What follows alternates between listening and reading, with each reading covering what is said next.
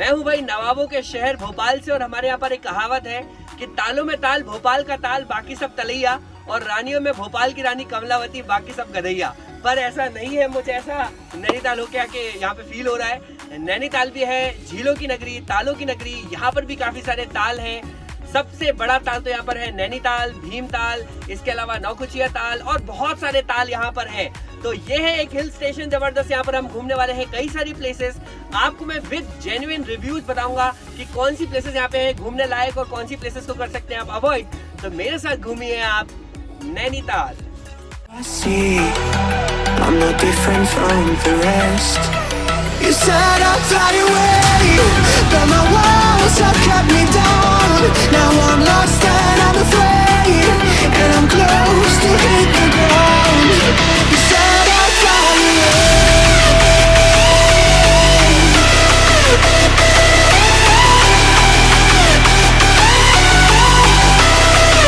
but I'll keep on flying.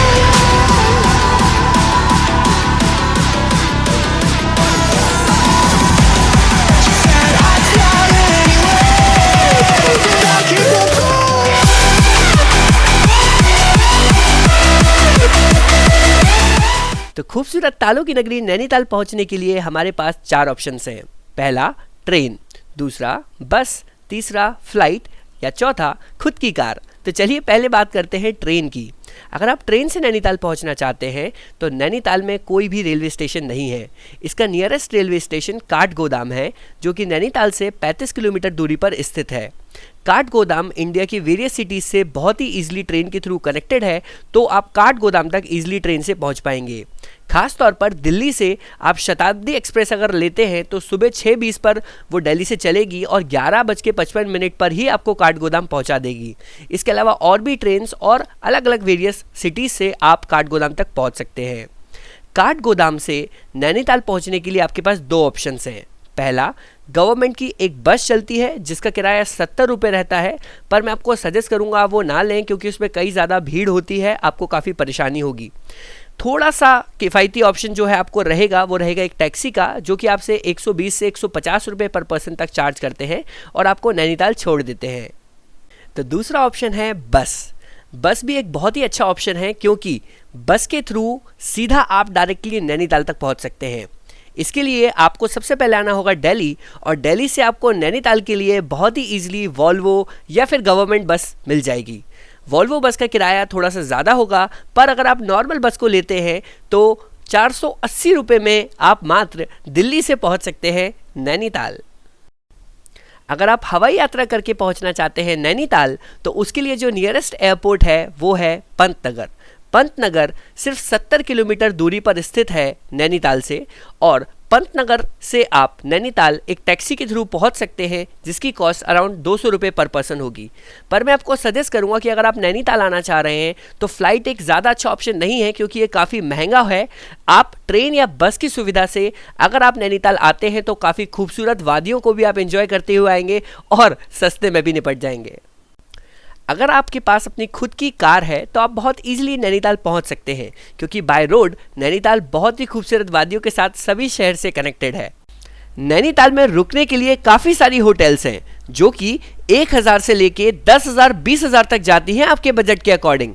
पर मेरी माने तो आप होटल को मॉल रोड पर लें जहां पे आपको आसानी से होटल 1000 से 1500 में मिल जाएगी और शाम में टहलते टहलते आप मॉल रोड का भी मजा ले पाएंगे। साथ ही साथ नैनीताल की मैक्सिमम घूमने वाली प्लेसेस जैसे कि नैना देवी मंदिर मॉल रोड के आसपास ही स्थित है, तो आप इसे बाय वॉकिंग भी बहुत ईजिली कवर अप कर पाएंगे। नैनीताल को घूमने के लिए हमें 2 दिनों की ज़रूरत है, तो डे 1 की बात करते हैं कि हमें कौन कौन सी प्लेसेस विजिट करनी है। तो ये रही वो लिस्ट ऑफ प्लेसेस जो हमें डे 1 को विजिट करनी है। इनको हम एक एक करके साथ में करेंगे विजिट, और एट द एंड मैं आपको बताऊंगा कि कौन सी प्लेसेस आपको करना चाहिए रियली में विजिट और किन किन को आप कर सकते हैं अवॉइड। अगर आप नैनीताल अपनी पर्सनल व्हीकल से नहीं आए हैं तो सबसे अच्छा ऑप्शन होगा एक स्कूटी या बाइक रेंट पर लेना। मैंने 600 रुपये में एक स्कूटी हायर की थी ग्रेविटी बाइकर से, जिनका लिंक मैं आपको डिस्क्रिप्शन में दे दूंगा। आप चाहे तो वहां से भी बाइक ले सकते हैं। इसके अलावा अगर आपके पास एक बड़ा परिवार है तो फिर आप पूरी टैक्सी भी बुक करा सकते हैं नैनीताल घूमने के लिए। तो हम नैना देवी टेम्पल की तरफ जा रहे हैं। पीछे मस्जिद है जिस रोड से हम आए हैं, और जैसे कि हमारे भारत की पहचान है यूनिटी इन डाइवर्सिटी, हिंदी में हम इसे कहते हैं अनेकता में एकता, वो चीज़ आपको यहाँ देखने को मिलेगी। देखिए आप वॉकिंग डिस्टेंस पे ही आपको मिल जाएगा गुरुद्वारा श्री गुरु सिंह सभा। यहाँ पर भी आप जाके माथा टेक सकते हैं, आपको बहुत ही सुख और शांति की अनुभूति होगी। और इसी के राइट साइड में मौजूद है नैना देवी टेम्पल जहाँ पे हम जा रहे हैं। तो देखिए मस्जिद भी है, गुरुद्वारा भी है, मंदिर भी है, सारी चीज़ें आसपास हैं। आप वॉकिंग से ही इसे बहुत इजीली कवर अप कर सकते हैं। और ये रहा, ये भाई 1 सोए हुए हैं यहाँ पे भी, इनको नींद आ रही बहुत तेज़। उनके भाई 2 भी वहाँ पे सोए हुए हैं, 3, 4 सब सोए हुए हैं। भाई इन लोगों को बहुत नींद आती है। यहाँ के जो डॉग्स होते हैं वो जनरली सोते रहते हैं। और मैंने एक चीज़ देखी है कि जैसे जनरली हमारे भोपाल के अंदर जब कोई वॉक करता है या गाड़ी चलाता है तेज़, तो उसके पीछे भागते हैं जनरली डॉग्स, पर यहाँ ऐसा नहीं है। बहुत ही सुस्त और आराम किस्म के डॉग हैं, मस्त आराम फरमाते रहते हैं। ठंड लगती है, मीठी मीठी धूप सेकते हैं। तो चलिए आ गए हम माँ नैना देवी टेम्पल में, चलते हैं अंदर। तो मैं हूँ इस समय नैना देवी टेम्पल में, और यहाँ की कहानी बहुत इंटरेस्टिंग है। ऐसा कहा जाता है कि जो माता सती थी, उनके जो पिताजी थे जिनका नाम दक्ष था, तो वो नहीं चाहते थे कि उनकी शादी शिव भगवान से हो।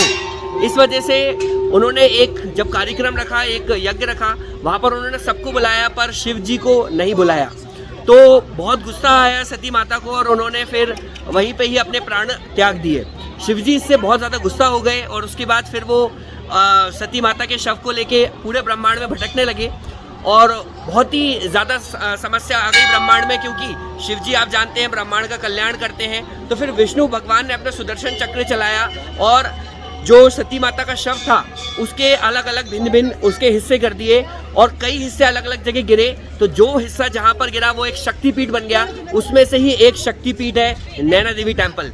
यहाँ पर इसका जो नैना देवी नाम पड़ा है वो इस तरीके से पड़ा है क्योंकि सती माता की जो बाई आँख थी वो यहाँ पर गिरी थी, इसलिए क्योंकि नैना मतलब नयन, नयन से रिलेटेड है, इसलिए इसका नाम नैना देवी टेम्पल पड़ा।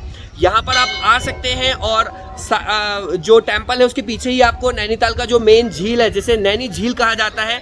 आगे नैनी झील मतलब आँख से ही रिलेटेड है, तो नैनी झील यहाँ पे नाम दिया गया है। और यहाँ पे घूमने के लिए काफ़ी सारे मंदिर हैं, आप मंदिर के दर्शन कर सकते हैं। मेरे पीछे हनुमान जी का मंदिर है, इसके अलावा संतोषी माता जी का मंदिर है।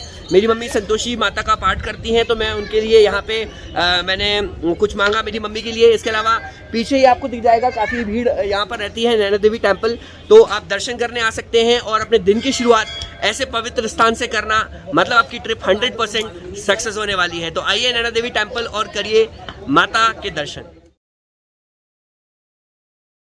नैनीताल में इस समय सीजन जो है वो पीक पे चल रहा है, और यहाँ पे आप देख सकते हैं नई नई बोट्स पेंटिंग करके तैयार की जा रही हैं। कितनी प्यारी बोट है, धूप में सुखाने के लिए रखी है।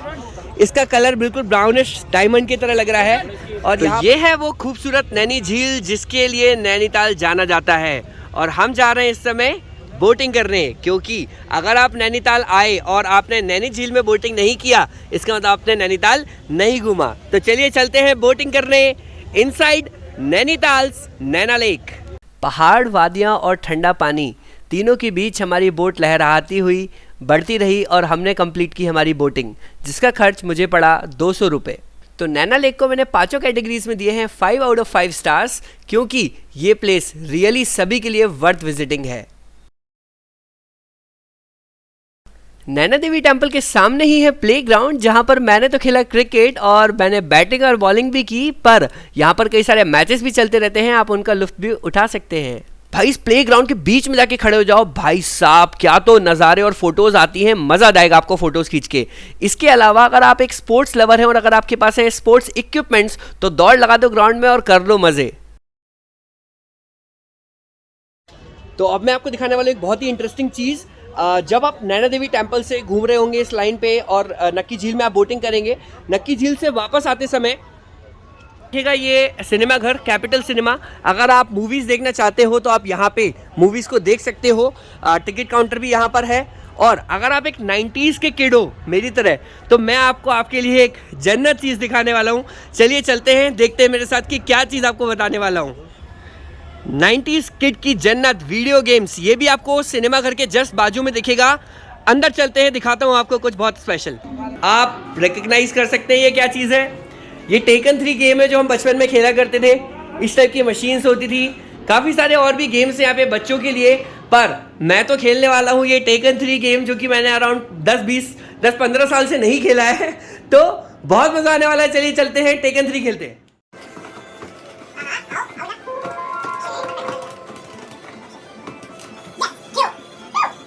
अगर आपके साथ में है बच्चे जो कि है मन के सच्चे, तो उनको ज़रूर लेके जाइए ये वीडियो गेम्स वाली जगह पे, वो बहुत एंजॉय करेंगे। अगर आप मेरी तरह 90s के किड हो और आपने भी खेला है टेकन 3, तो ये जगह आपके लिए जन्नत से कम नहीं मेरे भाई।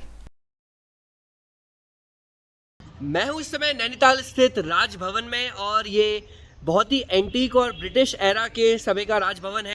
ब्रिटिश एरा का बना हुआ ये राजभवन अगर आप देखना चाहते हैं तो बच्चों के लिए 20 रुपये का टिकट है, जबकि एडल्ट्स के लिए 50 रुपीज़ पे करने पड़ेंगे।